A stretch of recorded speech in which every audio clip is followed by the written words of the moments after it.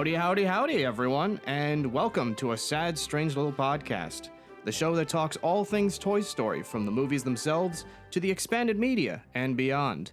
My name is Ciarán McHugh. I also go by That Irish Geek on many places across the interwebs. I designed the cover art for the podcast, and I'll also be your host for said podcast. I'm also joined by two good friends of mine, Cameron, aka Gambas TV. Hello there. And Dora. Hello, it's me, Dora. Okay, so this is what we're basically calling episode 0, an introduction of sorts, before we start getting into things proper, and I figured best way to start would be with a Q&A or an FAQ or whatever you want to go with. Hell yeah. When preparing to do this project, I put out some posts online to see if anyone had any questions, suggestions, all that good stuff, just to kind of gauge what people might want to see from this sort of thing. So I've got Cameron and Dora here with me to go through all the questions, and basically they're here to interrogate me pretty much as to why I'm doing any of this, so people have an idea of what to expect from this. With all that being said, where shall we begin? All right, Ciarán, why are you making this podcast?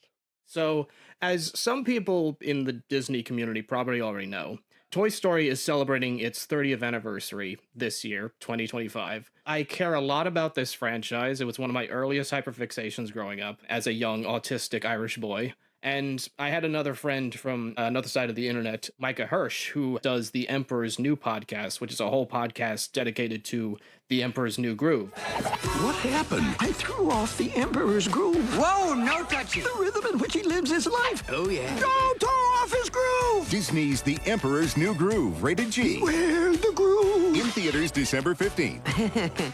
And that has a small number of different projects, like a direct-to-video sequel. There was a TV show at one point, and he's talked about that a bunch for 70 episodes, including interviewing people who have been involved with those. And I figured, if he can do 70 episodes on Emperor's New Groove, I can surely do a podcast on Toy Story, considering there's so many other projects, from TV specials to short films to defunct TV shows that Disney does not want to talk about anymore. There's a lot of Toy Story media out there that has kind of been lost to time, like some of the side projects beyond just the movies and so on. That's probably the main reason I wanted to do this podcast, is because I like Toy Story. I want to talk about Toy Story a bunch, and it's a good enough year to do it. Also, Toy Story 5 is coming in 2026, so help drum up hype for that, hopefully. People are hyped for Toy Story 5, right? No one's complaining about its existence at all. No. Us? Never. Yeah. I want to attend the movie. But yeah, so 30th anniversary of Toy Story, new Toy Story coming out the following year. And I just wanted to go back through some sides of the Toy Story canon and stuff that I never actually looked into. So yeah, that's the reason we're doing this podcast. Wait, so if you say that, does that mean that there's going to be interesting stuff that you'll be covering, like Buzz Lightyear of Star Command or other spin-offs? Indeed. Or is it just the traditional stuff? That is one question that I got at least a few times on primarily Reddit. A lot of the questions came from Reddit. So I got to thank the r/Toy Story community for basically enabling my bullshit in a way. Am I the asshole for making a Toy Story podcast? Yeah, pretty much. So, yeah, we're going to be doing Buzz Lightyear Star Command. That's one of the main reasons I'm also doing this, because a lot of people really did not like Lightyear, and people act like Buzz Lightyear Star Command was really, really good, but I've heard mixed things, so I kind of want to go back, reevaluate that series, and see if it was any good, if it was actually better than Lightyear, or if it's just not that great. I don't know. It's gonna be interesting to look back at. Leaping into action, Buzz Lightyear hurtles to the rescue. His ongoing mission to protect the universe from the dark forces of evil. These are the adventures of Buzz Lightyear of Star Command. A lot of the podcast is probably going to be Buzz Lightyear of Star Command, because there's 60 episodes or something, and we plan to cover every episode individually. Ooh, it's a lot of coverage. Yeah. It is. So I saw on the question thread that you put on Reddit, someone was asking you, like, how much content would you be able to, like, what are you going to do that's going to be able to be 50 to 100 episodes of content? So how in-depth are you going to be going onto these episodes? For starters, one of the things that I kind of wanted to do was, there's another podcast out there called Shellheads, TMNT podcast, where they talk about a bunch of like Ninja Turtles stuff. That's another one of my hyperfixations. And one of the things they do is every fifth or so episode, they will do a character spotlight where they basically talk about a specific character and their various appearances and their overall character arcs. And Toy Story's got quite a number of characters, so I figure every fifth episode we do an episode talking about the various characters. Like episode 5, we'll talk about Woody. Episode 10, we'll talk about Buzz. Episode 15, who knows? Beyond that, Delicious. we've got the movies themselves. We've got short films. Obviously, Buzz Lightyear, Star Command. We've got a couple of other short series like Toy Story Tunes, Toy Story Treats, Forky Asks a Question, and we've also got comic books, because this is another side of the Toy Story canon that has kind of been lost to time. And that is that there was some short comic runs. And I actually posted it up onto Reddit being like, hey, this is my collection of the comics so far. And there was at least one person like, wait, those existed? There was comics of Toy Story? I was like, yes, there was. It's one of those things on an iceberg where it kind of feels like below the surface or even lower than that. So yeah, that's something to look at.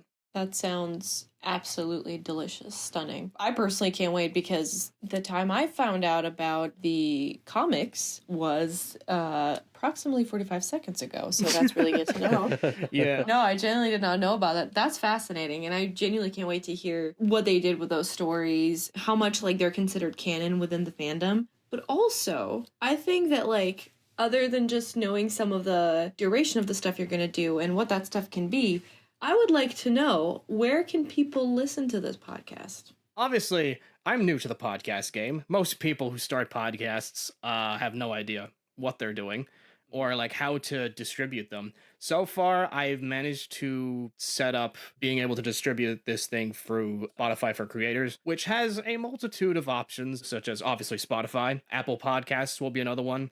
Amazon Music, which I think is where Audible is now, or at least I think it's bundled in with that. And there's a bunch of other ones like Overcast, Pocket Casts, Radio Public. Someone specifically asked about it being on Pandora, which I did not know was a platform, and I hope I can get it set up, because apparently Pandora is only available in the States. As someone who's from Ireland, I cannot access that platform, but I'm wondering, can I still upload something to that platform? We'll find out. Hopefully I can, because I want to make sure this is in as many places as possible, because everyone uses different podcasting apps and so on. Yeah. Not everyone's going to use Spotify for various reasons, I'm sure. Yep. That's why our sponsor is VPN. Oh God, no. I was gonna say, yeah, get yourself a Sad Strays and a VPN. Yeah. I don't know if we'll ever get sponsored. Like, I'd be over the moon if somehow Disney contacted us being like, hey, do you want to be on the press tour for the next one? Like, sure, I love that. Yeah. Probably not going to happen. Dang. TikTok, NordVPN. Yeah, well, putting it out there, putting the feelers out there, that's the first step towards getting what you want, right? Absolutely, yeah. Yeah, naming the goal. Ciarán, tell us a little bit more about your personal relationship with Toy Story. Why is this, of all things, why is this the thing that you want to make like a 50 to 100 episode deep dive podcast about? Very good question. Where did it all start? Where did everything fall apart? I want to say the first time I remember watching Toy Story, I think it was on the Disney Channel. It was sometime in 2000, because I remember there being like bumpers and commercials for it being Toy Story 2000 Day. They did a whole event celebrating that Toy Story 2 was out in theaters. They had a Movie Surfers episode, and they aired the first Toy Story on there. And one of my parents, I'm assuming maybe my mom or my dad, I'm not entirely sure, they had recorded on the VCR the whole broadcast of that first movie, because finding it on VHS, I'm guessing, was difficult. It was probably around the same time that it had gone back into the Disney vault, for those who remember how that whole system works, where it's like, oh, we'll release the video, but then we're going to completely remove it from stores so we can create artificial supply and demand or something. Oof. And from there, obviously, I own Toy Story 2 on VHS.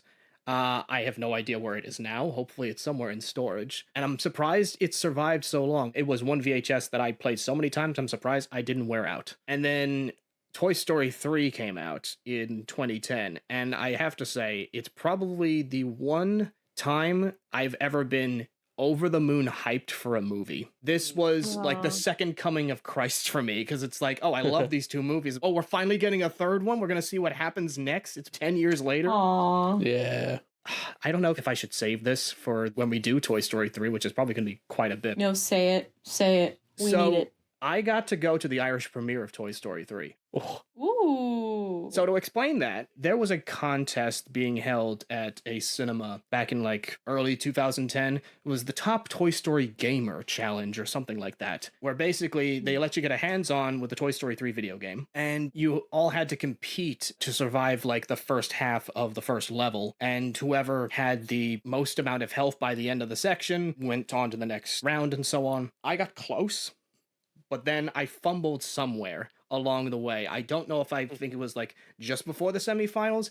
Either way, I was distraught, as you can imagine, because one of the top prizes in, I think, the top 3 or so were tickets to the Irish premiere. And I was determined to try and get those tickets because I think the film was coming out July 19th, and I was going to be on holidays while the film came out. So I was going to miss out like the day of release, and I wanted to see it day one, naturally.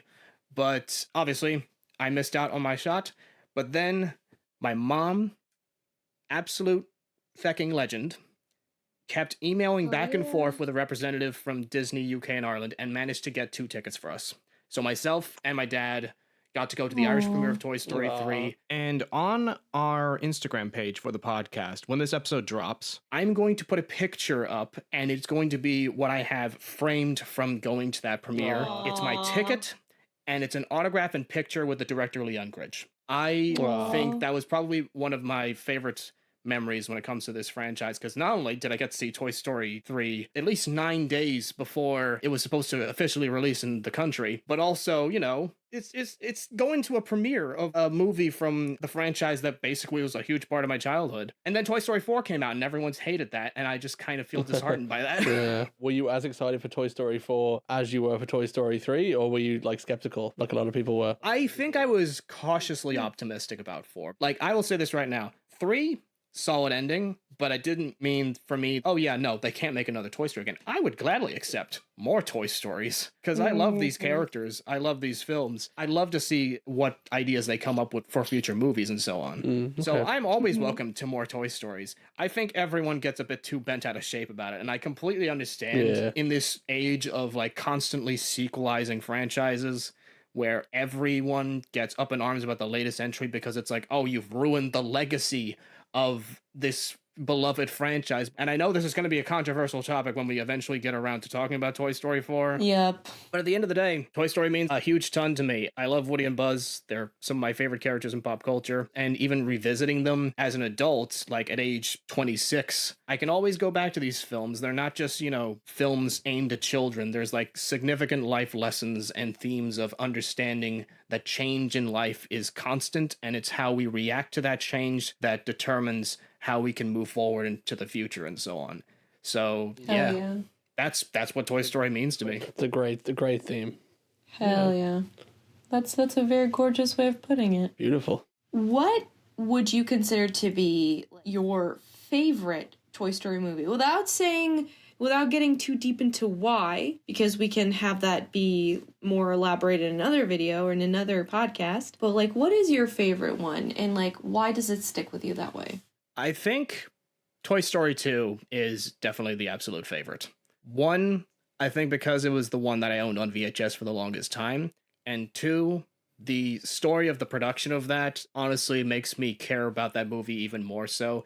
It's going to be something we're going to talk about in a future episode, but Pixar went through hell making that movie. And the end result is practically what I'd say a perfect sequel in every form of the word. I probably would agree that Toy Story 2 is my favorite as well. I'm nowhere near as educated on the Toy Story lore as yourself. I've just seen the movies. That's the be-all and end-all of what I know. But yeah, Toy Story 2 is a masterpiece, isn't it? Definitely. There's a little bit of 3 that wiggles in there sometimes. Yeah. But Toy Story 2 has Jessie. You can never go wrong with adding Jessie into the mix. Yeah, We're going to have a ton to talk about when it comes to Jessie. And I gotta say, getting a Toy Story movie where you get to hear a girl sing is pretty nice. I love the Randy Newman stuff from the first movie, but hearing When She Loved Me, I think definitely elevated the Toy Story production value for me.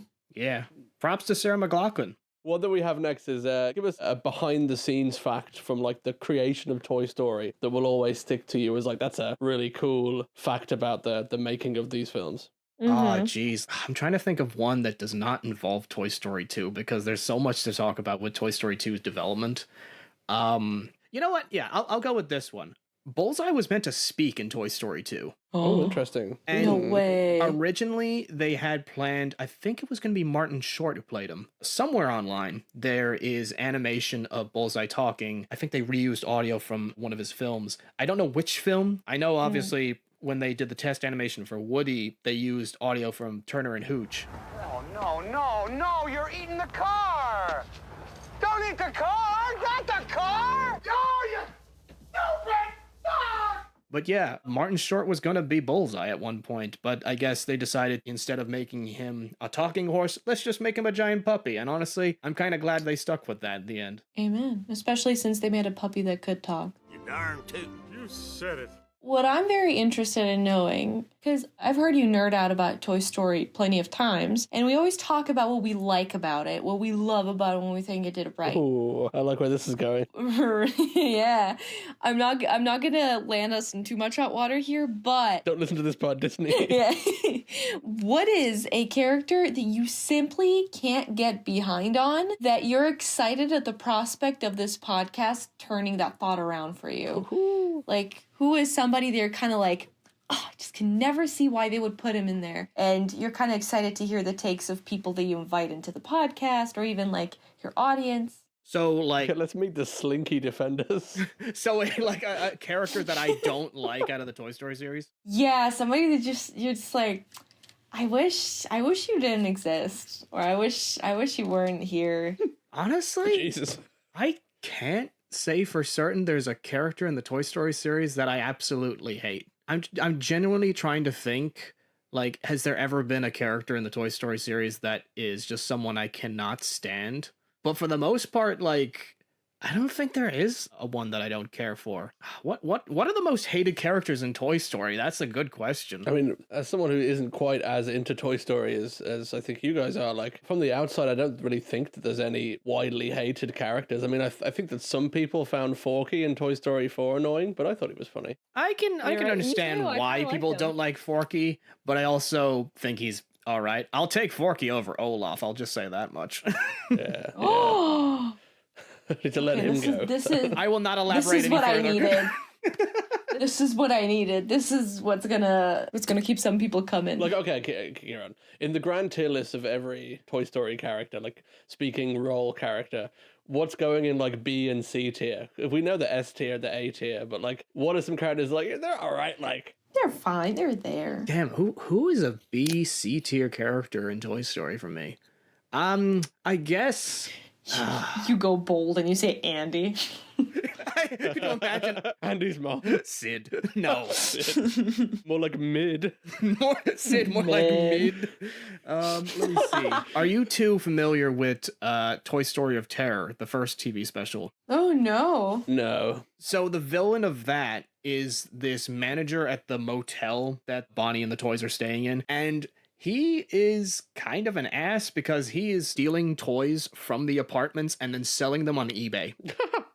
So I have reason to put him pretty low on the tier list because he's just an asshat. Fair. But not so, it's not so much, I mean, I don't know what you were asking, Dora, but like, it's not so much which characters are unlikable. Like, the villains are obviously unlikable. Yeah. But are there characters that you think are bad characters, like poorly written? I don't know. I have a hard time thinking of characters that are like poorly written. I guess you could make the argument that Gabby's not that fun a character in Toy Story 4 because of the whole voice box thing. Yeah. But even then, like, I understand like the arc that they were trying to do with that. And I think she's an alright character. She starts off villainous and kind of like quirky and so on, but then when you start to understand why she's doing what she's doing, you completely understand why Woody flips gears. Give another toy a chance to get what I had for so long. There's going to be a lot to talk about when it comes to Woody and how people are not a fan of how he was portrayed in Toy Story 4. Oh boy.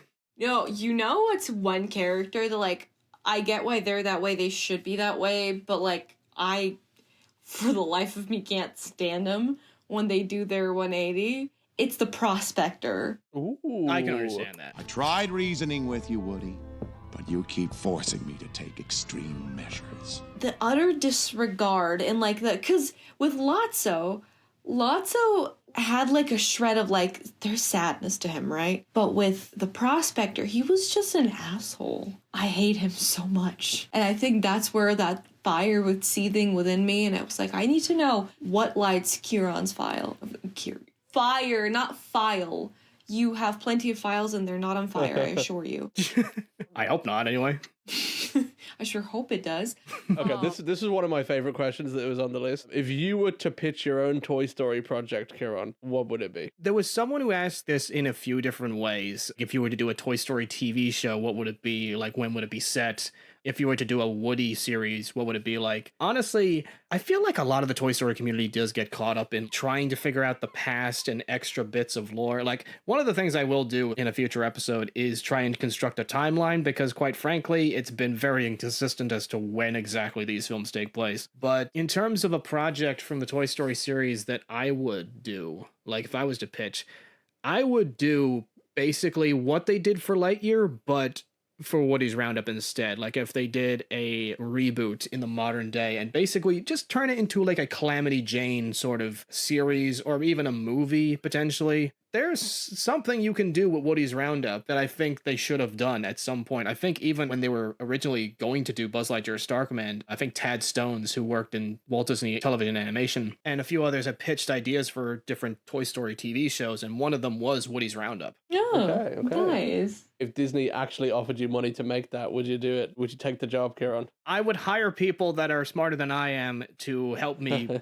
make that a reality, honestly. Fair. What you were saying before with like the Woody's Roundup, you reminded me of the opening sequence of Toy Story 3 and how at first they trick us into believing it's the Wild West and everything. Even with that, you reminded me of like the concept of, I think I'd read it somewhere, what if all of Andy's different like playtimes and his little narratives that he's constructed, we could see them like in that reality, kind of see the characters playing different bits. You've actually just reminded me, one of the things I forgot to mention, we're going to be talking about the video games, and it just so happens the Toy Story 3 video game has a toy box mode that is basically that, like this western area where you can build your own town and be the sheriff and like stop robbers and so on. You're now in charge of bringing order and prosperity to our town. So, bring in some gold and new toys to spruce up the place.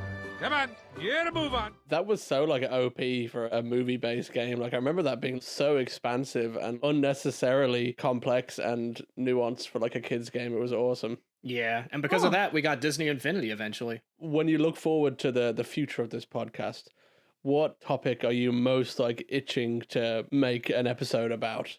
I feel like the Toy Story 4 episode is going to be probably the most interesting, because I definitely do want to get some people on there that don't like the film, and I want to be able to just have like a nice calm discussion about why people like it, why people don't like it, and come to an understanding, not fling shit at each other for not agreeing on it, because of course, like there's a lot of people who don't like Toy Story 4 for various reasons, and I don't know if it's just blind nostalgia or if it's just, I don't know. It's a really weird debate, because like at the end of the day, I don't think it's that bad a movie. It's probably not on par with the other ones in some people's opinions, but I'm also trying to reserve my opinion on Toy Story 4 because I know that that's going to ruffle some feathers, because oh my god, I've seen so many people in the community be so split about this film, it's ridiculous. But speak your truth, Ciarán, that's what we're here for. Yes. Beyond that, I am looking forward to reading the comic books that Boom Studios put out, because some of them are pretty fun. They've got some cool storylines in them, but also because apparently Boom Studios kept overstepping boundaries of their contract with the partnership between Disney and Pixar. I forget where it was I heard this, so take this with a grain of salt. But apparently someone who represented Boom Studios had said, we can just draw Buzz sitting on a curb and people will still buy it, which, as you can imagine, Dang. owner of the rights probably would not have gelled with that very well. So I don't gel with that very well. I'm imagining Buzz sitting on a curb looking all like pondering and lonely. And I was like, that'd be a badass single album frame, cover. like one-page comic. That is all. Just Buzz the Thinker. Like the Tom and Jerry one, where they're sitting at the railroad tracks. But maybe it's deep. To infinity and nowhere else. Yeah, he's thinking about the infinity and the beyond. Yes. Became existential. What is in fact beyond infinity? In that case, I would buy it. That's a cool name. But imagine Buzz Beyond Infinity. That's a cool name for it's probably been done already. It's funny you say that. One of the things we will be talking about is a documentary called Beyond Infinity: Buzz and the Journey to Lightyear, which Oh, interesting.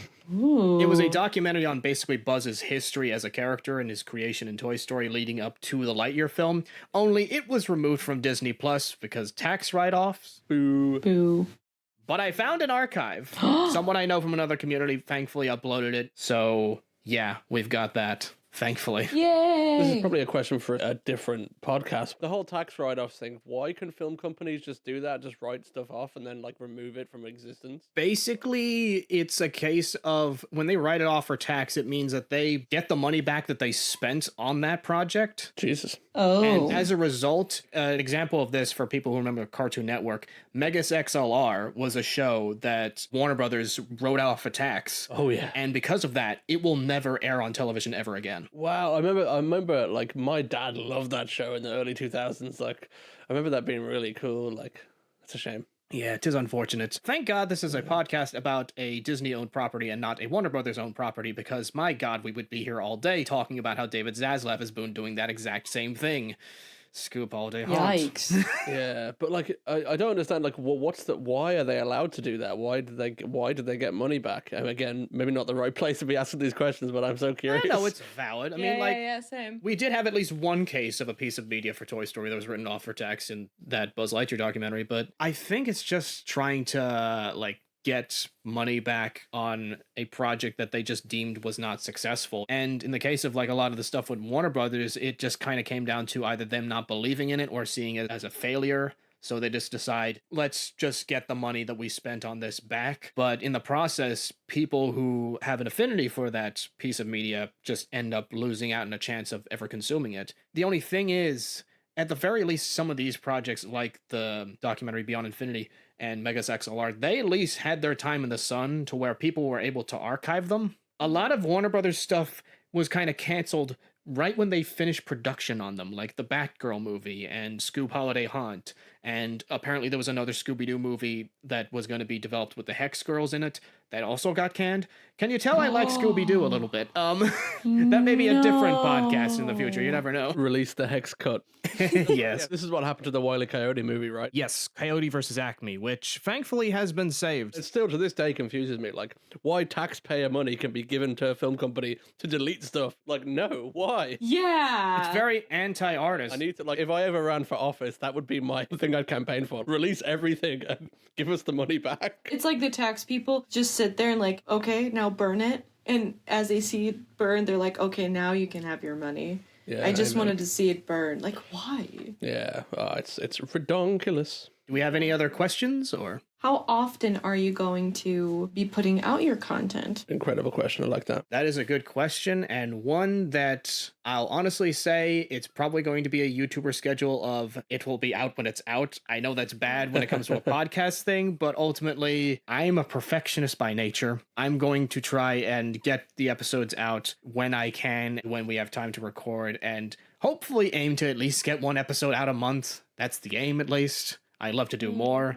But it's just a matter of seeing when people have time to meet up, because we're going to have other guests show up, like some friends from across the interwebs and some friends from IRL and so on. Woohoo! What are you looking forward to in terms of the different guests? What are you hoping that the different guests, not with you have to name anyone because I'm sure like people will come and go, but what are you looking forward to in bringing all the different voices? Some who know loads about Toy Story, some who have just seen the movies and are perhaps more casual. I think one of the things I'm looking forward to is, since there's been multiple different mediums of entertainment that the Toy Story franchise has touched in various places, That sounded weird. Since Toy Story has been in multiple forms of media over its 30-year history, I do want to get some people who have played a bunch of video games or watched a bunch of movies or so on, just like be able to diversify the different voices and like what niches they're into. I know I've got at least 1 or 2 guests that are very comics oriented, and I want to be able to get their thoughts on it from the comic standpoint and maybe not just the fact that, oh, it's a tie-in to a movie that exists.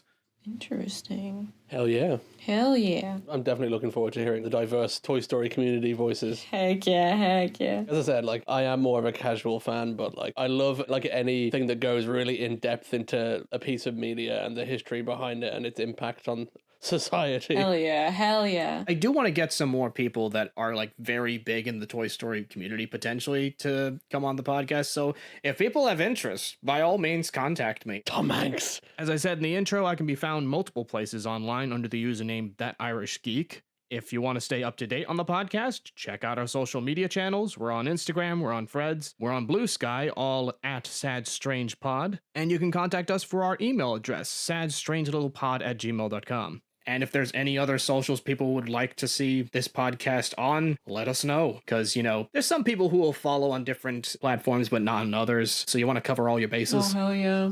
Definitely in the Tumblr scene, Toy Story lore would go crazy.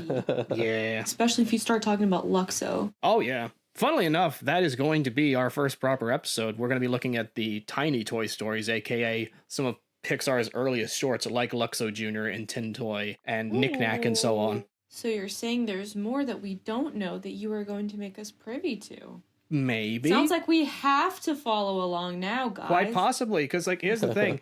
Toy Story has been referenced in so many other pieces of media, so you never know.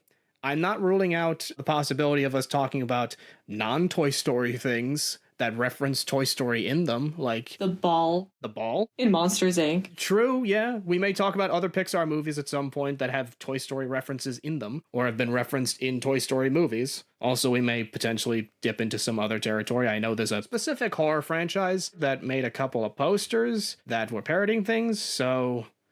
yeah, that's a thing. I won't say any more. Other than that, have we got anything else left to talk about, or should we leave it there? I can think of anything off the top of my head that wouldn't be like something that you'd address in a specified episode. True, yeah. I think this is a good spot to... Yeah, I'd agree. But I'm very excited for where this is going to go. Me too. All right, I guess we will end it there. We will see you on the first official episode where we will talk about tiny Toy Stories. And yeah, hopefully we'll be covering a bunch of Toy Story over the course of this next year and in the lead up to Toy Story 5. So without further ado, I guess, or however you end these things, ending podcasts is difficult, isn't it? Yeehaw! This was a sad, strange little podcast, and thanks for tuning in.